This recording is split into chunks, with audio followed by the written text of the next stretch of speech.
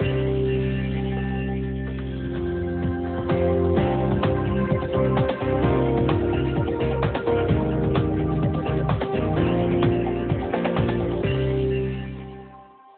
is the second of 2 lectures on power and political behavior. In this lecture, we're going to ask 3 fundamental questions. First, is political behavior good or bad for organizations? How does one use power effectively? What are the most successful tactics in the exercise of power? And lastly, when should leaders actually give up power? What might be the appropriate time and situation for doing so? Many scholars have looked at the issue of whether political behavior is good or bad for organizations. What do we mean by political behavior? Many people define it as consisting of a set of activities including coalition formation, lobbying, alliance building, and advocacy.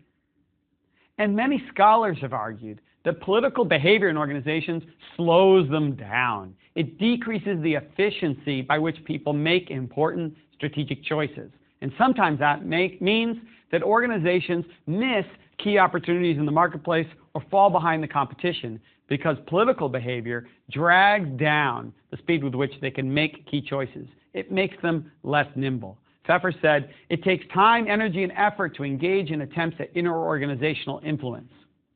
Henry Mintzberg, a scholar at McGill University, conducted an elaborate study in the 1970s of a whole series of key strategic choices that managers made, and he found that intense political activity tended to increase the duration of decision-making processes.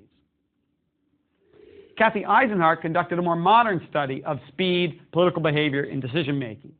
She went into Silicon Valley and other high-tech sectors, what she called high-velocity, turbulent environments, and she found that the lowest-performing organizations in those dynamic environments tended to engage in more political behavior at senior levels than the high-performing organizations. She explained, along with her colleagues and co-authors, that politics leads to poor performance because it's time-consuming to engage in political behavior, and it's distracting to executives. It dissipates their energy, she wrote. Gans and Murray are scholars I referred to in the prior lecture. They've also studied political behavior at length, and what they found is that individuals definitely perceive politics as a time-consuming, wasteful, and inefficient endeavor. Eisenhart and Bourgeois, 2 scholars working together in this field and looking at these issues around political behavior, also have looked at the issue of power centralization in organizations. What is power centralization? They define it as how much greater is the top leader, the CEO's power, relative to members of the top management team. In other words, think of this as sort of a distance score. How distant is their level of power from the rest of the team? And they argued that power centralization drove political behavior in top teams and could therefore have a harmful effect on decision-making, particularly speed. Ann Smith at the University of Tennessee has a slightly different take on this, actually. She found one circumstance where power inequality within teams could actually have a positive effect on performance. She noted that some top management teams actually have a pair of executives at the top who hold a great deal of power, much more power than the rest of the team. She said, if that pair actually has contrasting views of the world and differences in experience and background that complement one another, but also stimulate productive debate and dialogue, well, that can be very effective indeed. Now, there are other scholars who've argued that political behavior is actually something that can be constructive and useful in organizations. In particular, these folks focus on the fact that you can help build commitment and buy-in and shared understanding around strategic plans and choices through the use of certain political behavior, such as coalition formation, advocacy, and alliance building. Joseph Bauer at length studied the issue of resource allocation decisions. How do executives and other leaders decide to make certain investments? How they decide where to put their money? And he found that political behavior actually played a critical role in what he called the process of developing impetus. That is, using political behavior often helped to secure the support of key champions or sponsors in the organization, people who would go to bat for you and help you get the resources you needed to get your proposals enacted. Similarly, other scholars have found that political behavior helps to foster consensus with an organization, that you can use it to secure commitment. Sapolsky did an interesting study of the Polaris defense program, and he found that political behavior, not in terms of politics of working with Congress, but internal organizational politics, often helped to build commitment to the program in various organizations and agencies of the government and of the defense contracting sector. In his classic study of organizational decision-making, Andrew Pettigrew said, look, gaining support, generating support for decisions is fundamentally a political endeavor. And Pfeffer also has argued that establishing support for organizational change efforts requires some level of coalition building and alliance formation. There's an element of politics to it. So what are we finding? What we're seeing here is that in some sense, while it may slow you down, meaning you may not make the decision in a timely manner, it may help you over the long haul because you can persuade others to cooperate with you and help implement the decision effectively. It's an interesting paradox. On the one hand, political behavior might get you that decision too late. On the other hand, it may help you get the decision executed much more efficiently. What's a leader to do? Well, certainly I think one of the issues we have to think about is the fact that rather than simply debating whether power and politics are good or bad, we might ask, how can managers use it most effectively? And one thing I found in my own research is that a manager or leader's intentions matter, and more specifically, others' perceptions of the leader's intentions matter a great deal when it comes to political behavior. Let me put this in as concise a manner as possible for you by asking you this question. Does someone you are observing who's engaging in political behavior, are they seeking to achieve personal goals at the expense of broader organizational interests? If so, you may have a very negative perception of them. On the other hand, if you're observing them and they're engaging in political behavior so as to advance some broader organizational goals and objectives, you may be much more comfortable with their coalition building and alliance building and other forms of political behavior. You see them as engaging in those behaviors for the greater good. So intentions and goals matter when it comes to political behavior.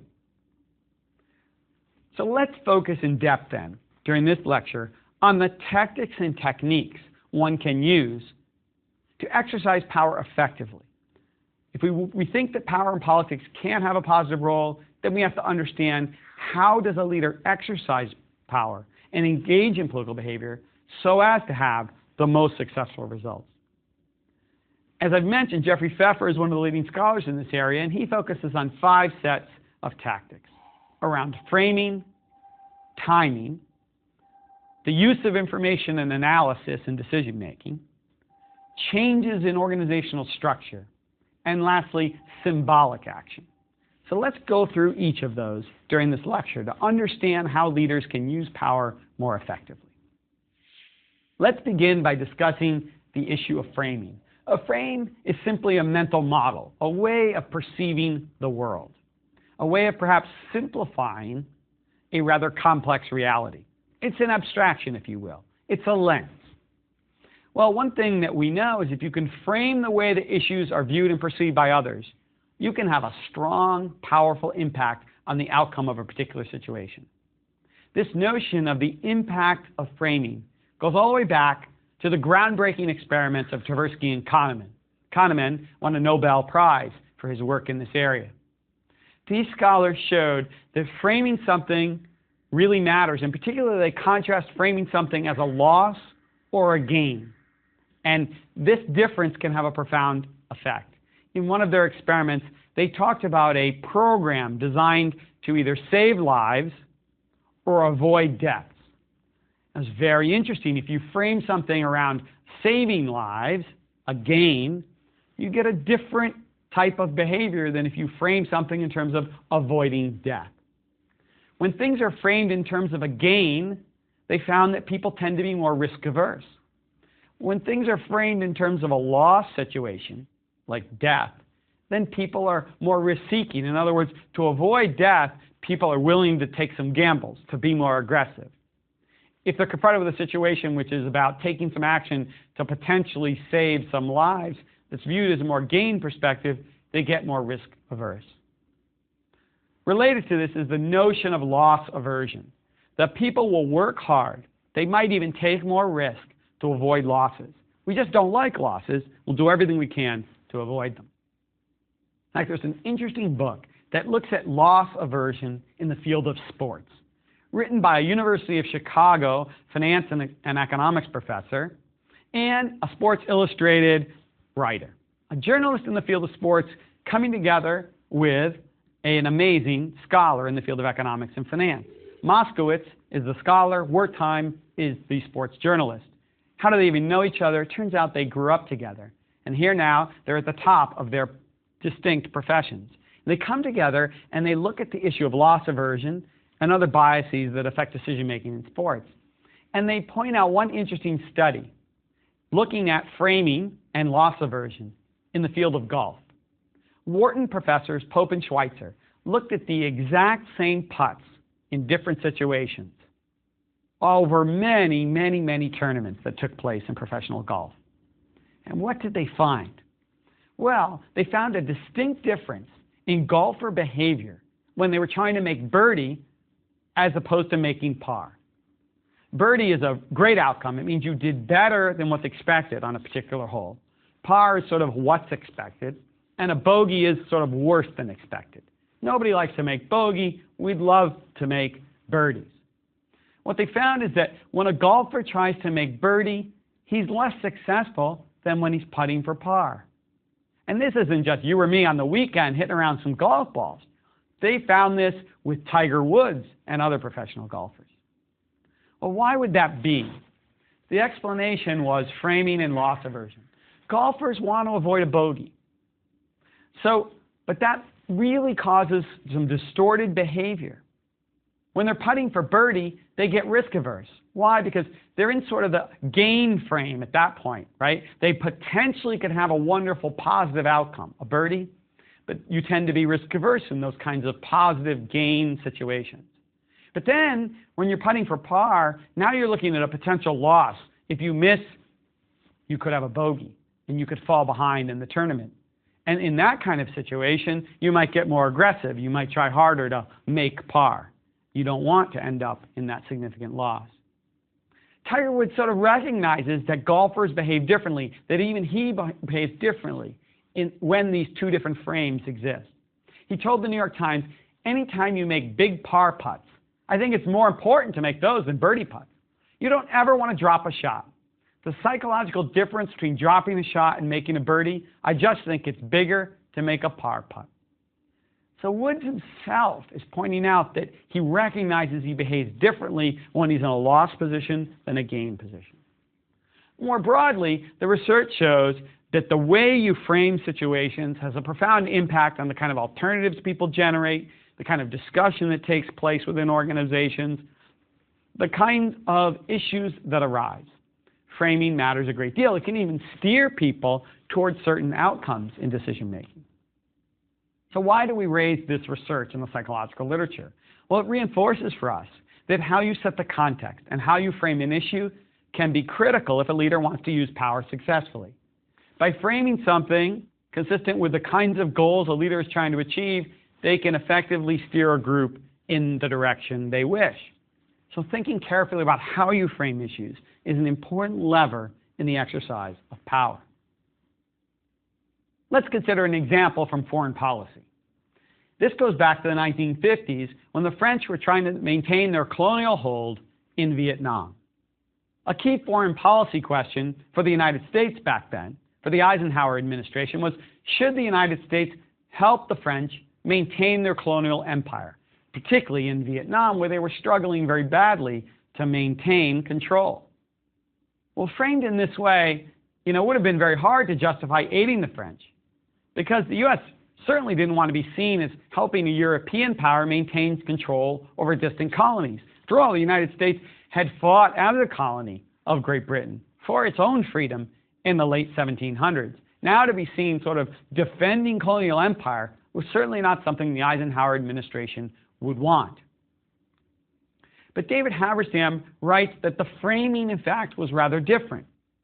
Haberstam wrote a wonderful book, a groundbreaking, highly acclaimed book about the Vietnam War. It was called The Best and the Brightest. In that book, he was trying to understand how these incredibly talented, incredibly successful, intelligent, capable foreign policy experts and political leaders could somehow lead us into such a morass in Vietnam. And here's what he found with regard to the issue of the French and their need for aid during the 1950s. He argued that the issue for the United States was always framed around whether the French needed our assistance in order to maintain control, as opposed to the broader question of whether it was truly in the best strategic interests of the United States to provide aid to the French. Similarly, the U.S. debates about the war in Vietnam and our own American involvement in Southeast Asia were often framed about whether we could win there, as opposed to examining the underlying logic carefully, i.e. the logic of why it was critical to be there in the first place. Robert McNamara, the defense secretary for John Kennedy and Lyndon Johnson, talked to me personally about this when I interviewed him several years ago. He argued that the domino theory was paramount during the 60s, and even stretching back into the 50s. The domino theory was basically the notion that if one domino fell in Southeast Asia, if one regime fell to communist control, then a whole series of others would tip as well, like a whole set of dominoes. And then we had to stop the first domino from falling so as to prevent that terrible chain of events from unfolding.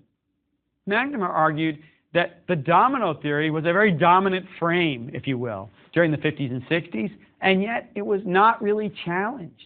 He argued there was very little discussion and debate at high levels of the Johnson administration about the merits of the domino theory, yet it was a key rationale for being involved in Vietnam. So framing matters a great deal, and that, unfortunately, is a tragic example of it.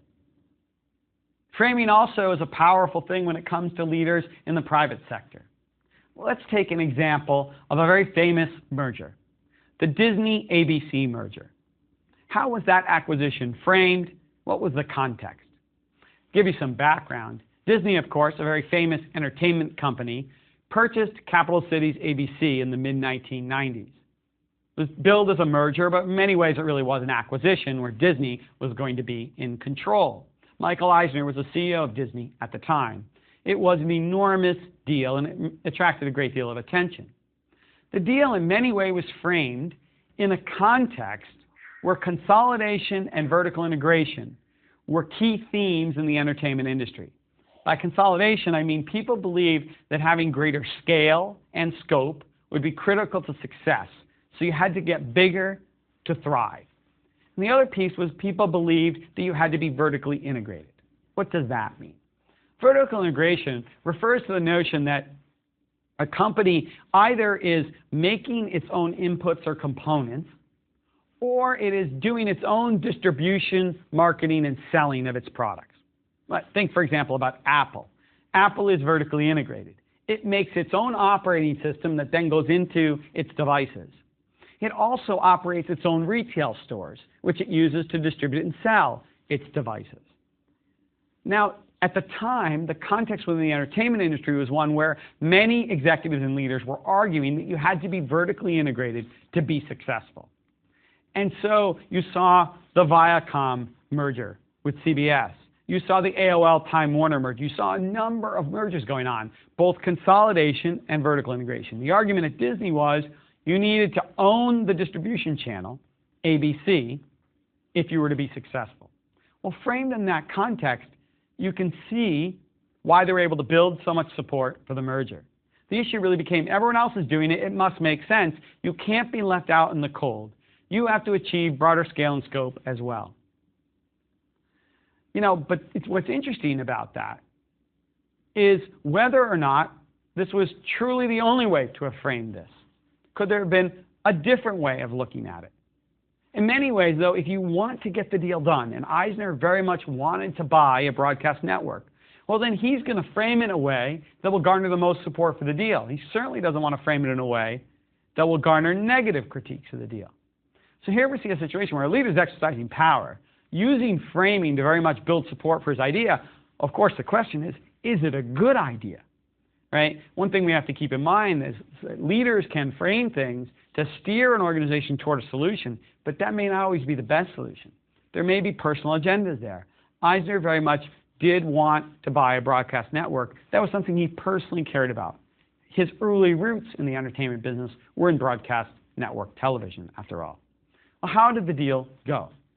Well, certainly, we know that Disney got some wonderful assets as part of the deal. Perhaps the most valuable assets they acquired were the ESPN family of networks. Wildly profitable networks that have continued to grow and prosper after the deal. But if you actually look at shareholder performance for Disney during the Michael Eisner era, you find something really interesting. Overall, the stock performed remarkably well during the Eisner era. Remember, he started working for the company in the early 80s, working well into the 2000s.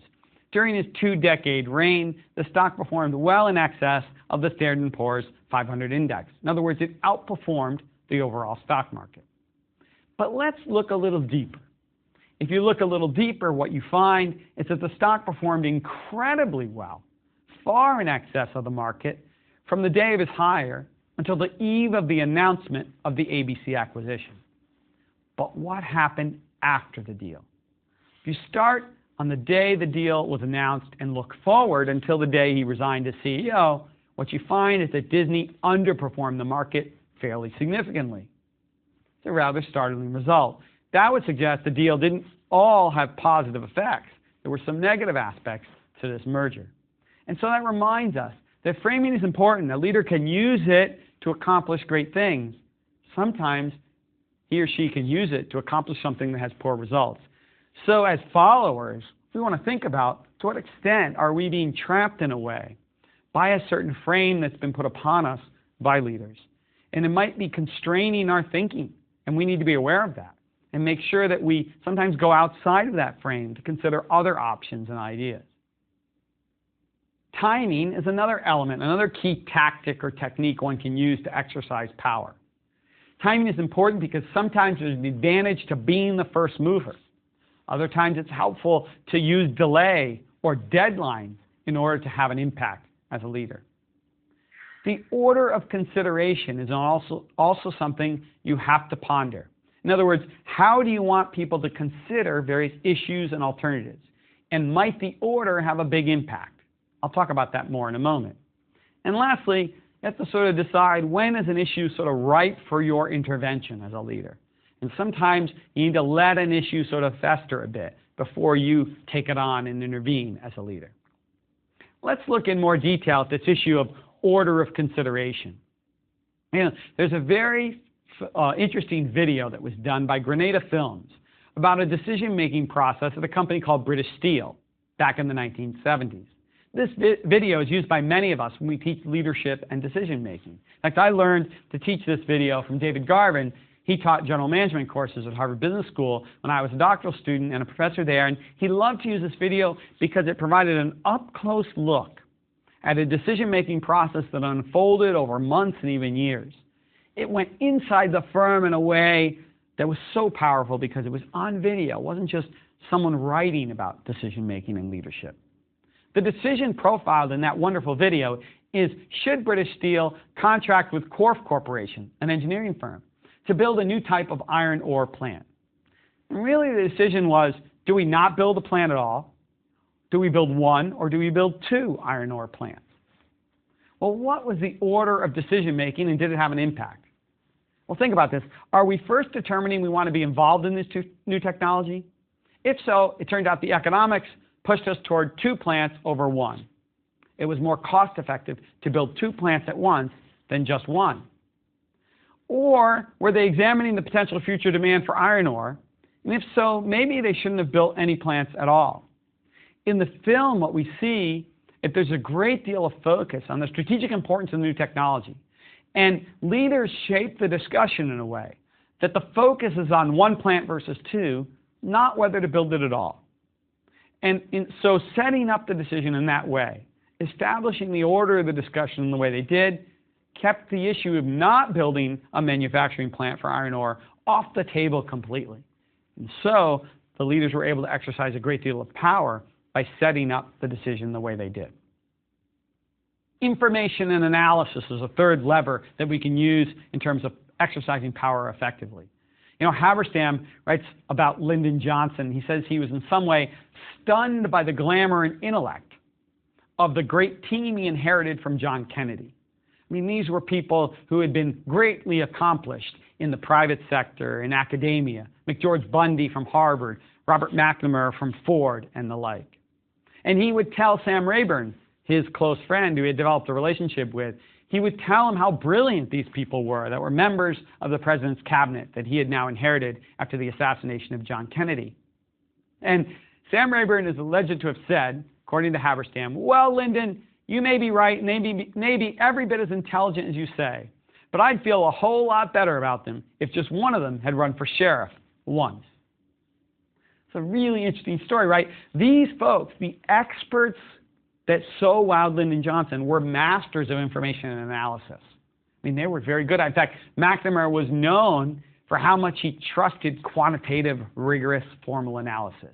And he used that to have great influence over people, even when sometimes that analysis may not have been the appropriate way to think about certain decisions, such as the escalation of the Vietnam conflict. James March wrote an interesting article back in the 1980s in which he and his co-author argued persuasively that we don't necessarily gather information simply to make the right decisions. Sometimes we gather information to convey legitimacy. We want people to believe that we engaged in a comprehensive, rational process. And in so doing, that will help them commit and buy into what we're up to. In other words, if we can convey processes as rational and legitimate, it enhances our power in the decision-making process. Something to remember. We use data as leaders not just to make good decisions. Sometimes we use data and analysis to gather power, to get people to see us as having engaged in a comprehensive evaluation and therefore to trust us that we're making the right choice. Of course, there are limits to rational analysis, as McNamara and the Johnson administration learned as they tried to plot the Vietnam War strategy.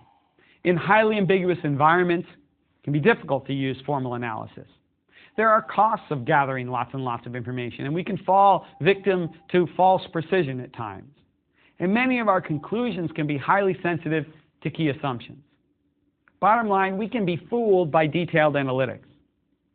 As leaders, we can use data and analysis to convey legitimacy on our decision process and have power.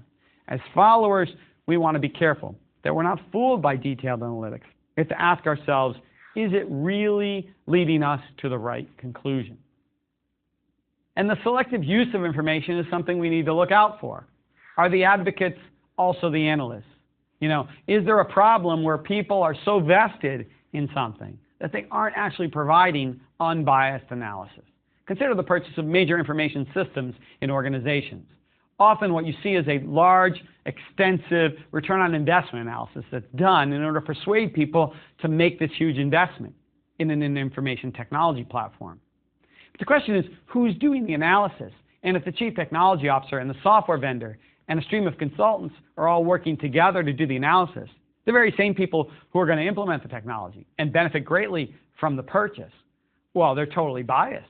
What will the return on investment analysis say? It will always say, do the project.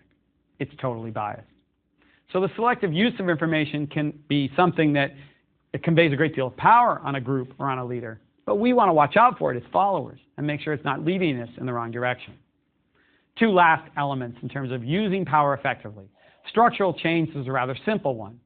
Sometimes what you see is leaders engaging in a divide and conquer strategy, a restructuring of the organization in order to consolidate their power, to gain more territory for themselves and key allies, and to put people that they disagree with in a weaker position.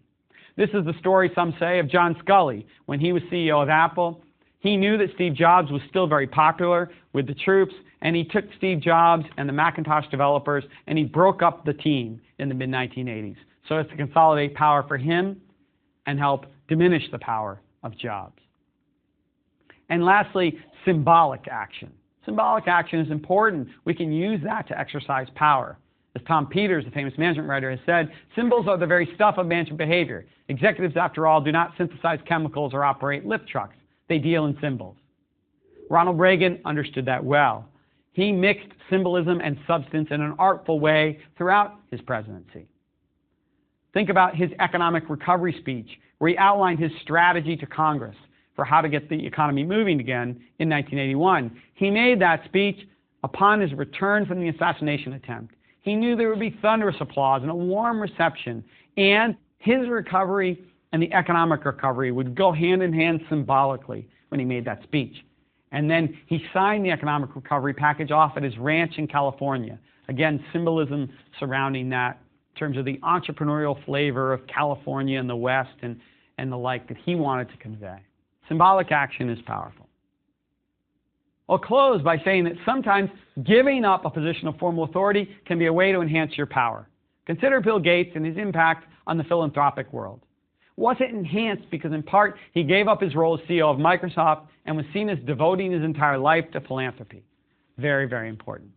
Perhaps the most compelling example of someone who's willing to give up power and in the long run perhaps accumulated even more as a result is George Washington. As the commander during the Revolutionary War, at the end of the war, he chose to go back to Mount Vernon, to give up power, to go back to his farm. And then at the end of 2 terms as president, he did the same again. In fact, some have said those are the 2 most incredible acts in American history, giving up power twice. But note that the first time he did it, in a way by going back to his farm, relinquishing power after the revolution, he gained power for the long term. So, our conclusions. Too much political behavior can slow down decision-making, but it can be instrumental at times in helping us build support for courses of action. Intentions matter when it comes to how people perceive our use of power. There are multiple levers by which we can exercise power effectively, and we have to know when to give up power, recognizing you can actually gain leverage sometimes by giving up formal authority.